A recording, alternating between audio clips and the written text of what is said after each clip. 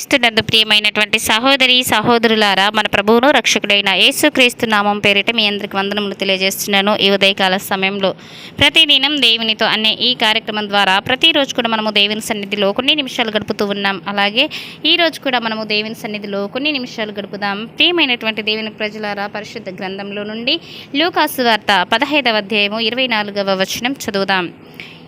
ఈ నా కుమారుడు చనిపోయి మరలా బ్రతికెను, తప్పిపోయి దొరికినని చెప్పెను. అలాగే యెషయా గ్రంథము 65వ అధ్యాయము 2వ వచనం చదువుదాం.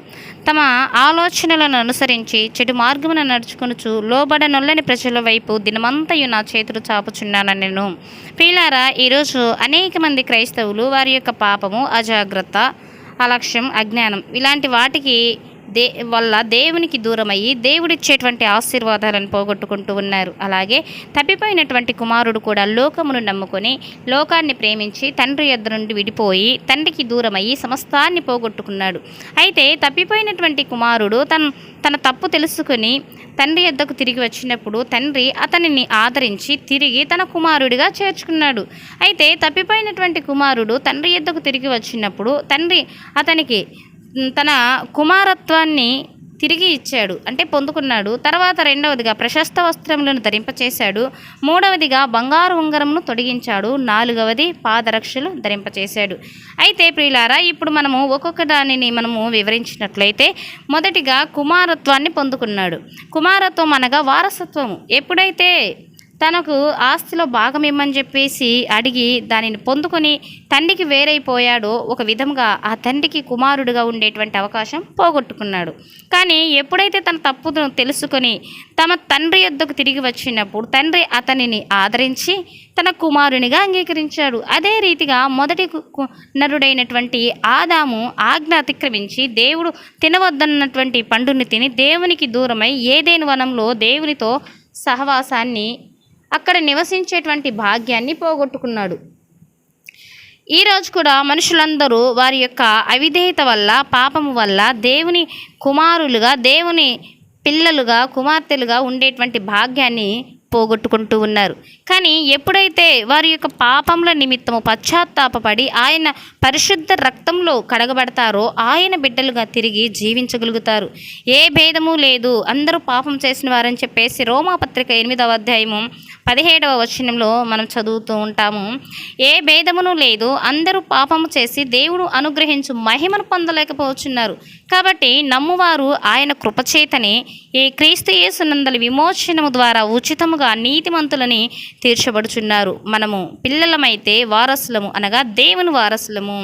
కాబట్టి నీవు ఏ విషయంలో తప్పిపోయావో తెలుసుకొని తప్పును ఒప్పుకొని పశ్చాత్తాపముతో పరమ తండ్రి అయినటువంటి దేవుని వైపుకు తిరిగితే ప్రేమస్వరూపి క్షమామయుడైనటువంటి తండ్రి తప్పిపోయినటువంటి క్రైస్తవుడిగా ఉన్నటువంటి నీ నిమిత్తము ఎదురు చూస్తూ ఉన్నాడు. ఆయన యొద్దకు తిరిగి వచ్చి ఎందుకు ఆయన కుమారుడుగా, కుమార్తెగా జీవించకూడదు? ఒకసారి ఆలోచించండి.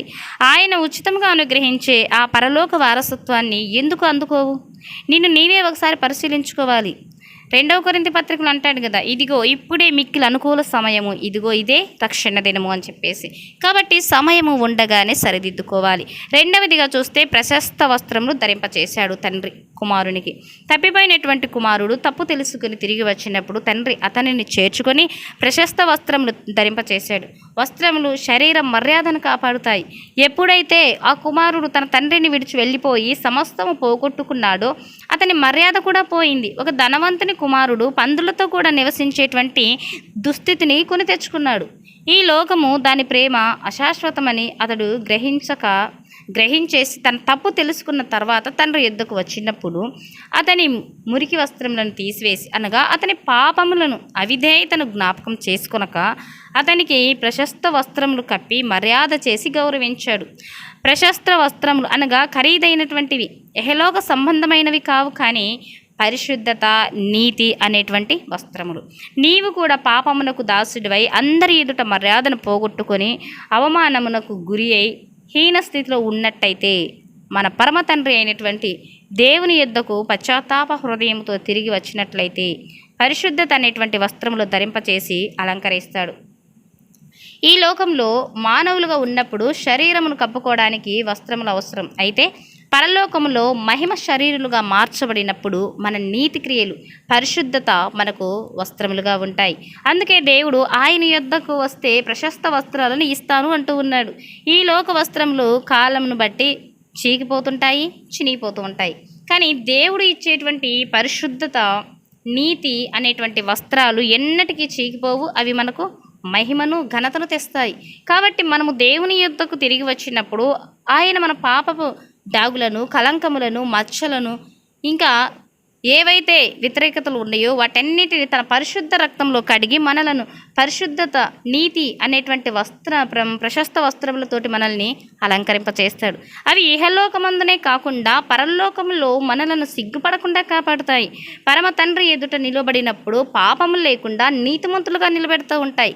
మీ పాపములు రక్తము వలె ఎర్రనివైనను అవి హిమము వలె తెల్లబడును, కెంపువైన వాళ్ళు ఎర్రనివైనను గొర్రె బొచ్చు వలె తెల్లని వగుతాయని చెప్పేసి మనం యెషయా గ్రంథంలో చదువుతూ ఉంటాం. కాబట్టి చాలామంది తమకు తామే నీతిమంతులమని అనుకుంటుంటారు. కానీ దేవుడు అంటాడు, మీ నీతి మురికి గుడ్డలతో సమానమని. అయితే తమ వస్త్రములను కొనని కొందరు సార్దీస్లో నీ యొద్ద ఉన్నారు. వారు అర్హులు కనుక తెల్లని వస్త్రము ధరించుకుని నాతో కూడా సంచరించేదరని చెప్పేసి ప్రకటన గ్రంథంలో సార్దీస్లో ఉన్నటువంటి వారికి చెప్తూ ఉంటాడు. కాబట్టి ఈ విధముగా మనము మన పాపములను విడిచిపెట్టి దేవుని యొక్క పరిశుద్ధ రక్తంలో కడగబడాలి. తర్వాత ఇదిగా చూస్తే బంగారు ఉంగరం బంగారం అనేటువంటిది చాలా విలువైనటువంటిది, శ్రేష్టమైనది. అది ఘనతకు సూచన అయింది. ఎక్కువగా రాజవంశం వారు ధరిస్తారు. అది రాజరికాన్ని సూచిస్తూ ఉంది.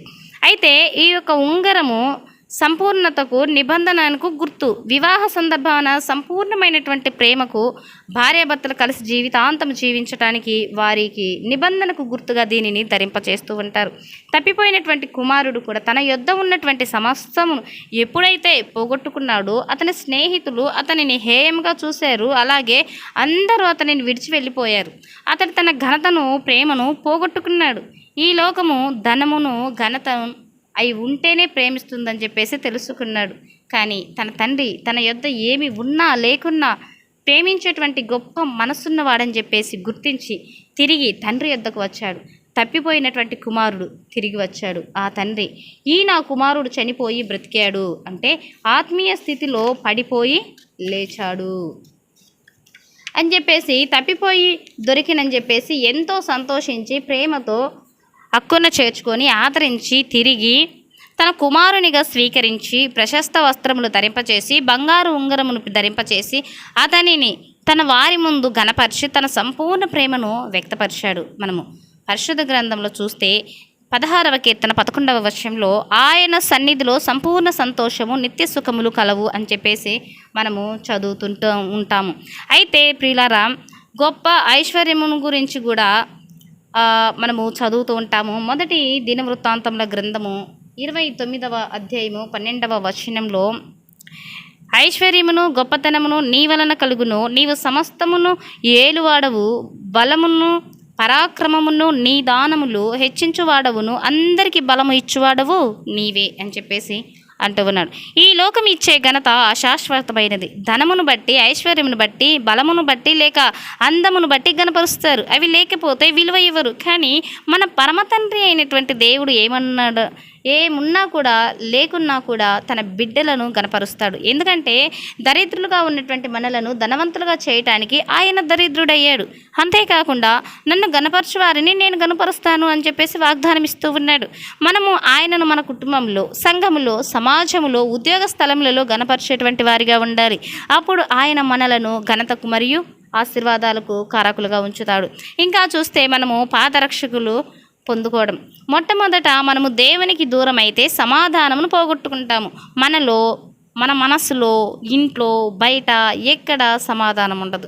ఎందుకంటే ఈ లోకము మనకు సమాధానం ఇవ్వలేదు. పరిశుద్ధాత్మ దేవుడే సమాధానకర్త. ఆయన వలననే మనకు సమాధానం కలుగుతుంది. తప్పిపోయినటువంటి కుమారుడు ఎప్పుడైతే తండ్రి నేను పరలోకమునకు విరోధముగాను నీ ఎదుట పాపము చేసి తిని అని చెప్పి పశ్చాత్తాపపడి తండ్రి ఇంటికి తిరిగి వచ్చాడో వెంటనే అతనికి ప్రేమ కలిగింది, సమాధానము కలిగింది. అందుకే యోబు భక్తుడు అంటాడు, యోబు గ్రంథం 22వ అధ్యాయం 21వ వచనంలో, ఆయనతో సహవాసము చేసిన ఎడల నీకు సమాధానం కలుగును, అలాగున నీకు మేలు కలుగును అంటూ ఉన్నాడు. నీ సరిహద్దులలో సమాధానం కలుగ చేయవాడు ఆయనే. ఎప్పుడైతే మనము దేవునితో సమాధాన పడతామో అప్పుడు దేవుడు అన్నీ ఇచ్చి మనలను తన రాజ్య వ్యాప్తి కొరకు వాడుకుంటాడు. కానీ సాతానుడు దేవుని బిడ్డలను పడేయాలని చెప్పేసి ఎల్లప్పుడూ ప్రయత్నం చేస్తూనే ఉంటాడు. ఇక వాడు ప్రయత్నము ఆపుకోడు, ఇక వాడు నిత్యం ప్రయత్నిస్తూనే ఉంటాడు. ఎప్పుడైతే మనము ఈ లోక మాలిన్యముల నుండి యేసుక్రీస్తు రక్తంలో కడగబడి ఆయన వారసులుగా మారి ఆయన ప్రేమ, కనికరము, సమాధానం పొందుకున్నామో ఆయన యొక్క మహత్తరమైనటువంటి గుణములను, ఆయన రాజ్యమును ప్రకటించడానికి మనము సిద్ధపడాలి. అందుకే ఎఫెసీ పత్రిక 6వ అధ్యాయము 15వ వచనంలో పాదములకు సమాధాన సువార్త వలనలైన సిద్ధ మనస్సును జోడు తొడుగుకొని నిలువబడుడి అంటూ ఉన్నాడు. ఆ ప్రేమను రుచి చూసినటువంటి తరువాత మన ప్రథమ కర్తవ్యం ఏంటి అంటే దానిని ఇతరులకు ప్రకటించాలి, సువార్తను. అలాంటి సిద్ధ మనస్సు అయినటువంటి పాదాల జోడు దేవుడు మనకు ఇస్తాడు. ఆయన సువార్తను ప్రకటించడం ఎంత భాగ్యము కదా. అందుకే వాక్యంలో సువార్తను ప్రకటించు వారి పాదములు ఎంతో సుందరమైనవి అని చెప్పేసి వ్రాయబడి ఉంది. కాబట్టి ప్రియమైన దేవుని బిడ్డలారా, తప్పిపోయినటువంటి కుమారుడు ఏ రీతిగా అయితే తన తప్పు తెలుసుకొని తండ్రి యొద్దకు తిరిగి వచ్చి తండ్రి ప్రేమను పొందుకున్నాడో, అలాగే క్రైస్తవులుగా ఉన్నటువంటి వాళ్ళందరూ కూడా ఆయన బిడ్డలుగా, ఒకవేళ నీవు తప్పిపోయినటువంటి స్థితిలో ఉన్నావేమో, ఈ లోకాశ, శరీరాశ, నేత్రాశ, జీవపు డంబములతో చిక్కుకొని దేవునికి దూరమైపోయావేమో పరిశీలించుకుని, తప్పు తెలుసుకుని పశ్చాత్తాప హృదయంతో మన పరమతండ్రి అయినటువంటి దేవుని యొద్దకు తిరిగి వస్తే ఆయన కనికరం గలవాడు, నీతిపరుడు, నమ్మదగినవాడు గనుక ఆయన మనల్ని దగ్గరికి చేర్చుకుని హత్తుకుంటాడు. ఎందుకు ఈ ఆలస్యమిక? వెంటనే ఆయన యుద్ధకు రావాలి. అందుకే 1 యోహాను పత్రిక 1వ అధ్యాయము 9వ వచనంలో మన పాపములను మనం ఒప్పుకొనిన ఎడల ఆయన నమ్మదగినవాడు, నీతిమంతుడును గనుక ఆయన మన పాపములను క్షమించి సమస్త దుర్నీతి నుండి మనలను పవిత్రులుగా చేస్తాడు అని చెప్పేసి అంటూ ఉన్నాడు. కాబట్టి ప్రియులారా, మనము దేవుని సన్నిధిలో ఆయన బిడ్డలుగా ఉండాలి అంటే మన పాపములను మనము విడిచిపెట్టాలి.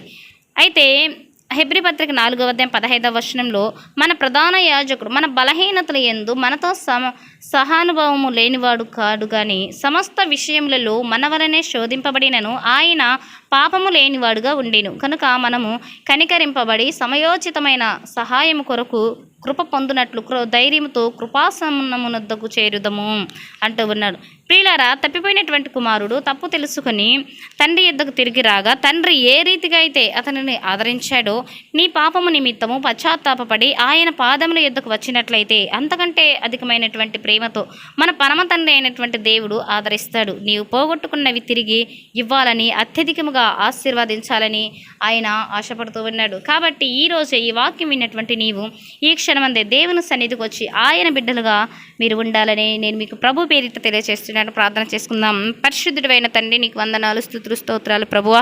దేవా, ఈ ఉదయకాల సమయంలో తండ్రి తప్పిపోయిన కుమారుడు తన తప్పు తెలుసుకుని ఏ విధముగా తండ్రి చెంతకు చేరి ఉన్నాడో, అలాగే ప్రభువా ఈ వాక్యం విన్న బిడ్డలందరూ కూడా ప్రభువా ఎవరైతే పాపపు ఊబిలో పడి ఉన్నారో తండ్రి, ఈ లోకపు అధికారి అయినటువంటి సాతానుతో సహవాసం చేస్తూ సాతాను బానిసత్వంలో ఉంటూ ఉన్నారు, వారందరిని విడిపించండి. వారి తప్పును వారు తెలుసుకొని ప్రభువా తిరిగి నీ చెంతకు చేరుటకు సహాయం చేయమని, ఈ ప్రతి ఒక్క బిడ్డను దీవించి ఆశీర్వదించమని, వారి అవసరతలను అక్కరలను మీరు తీర్చుమని యేసయ్య నామమున అడుగుచున్నాను తండ్రి. ఆమెన్.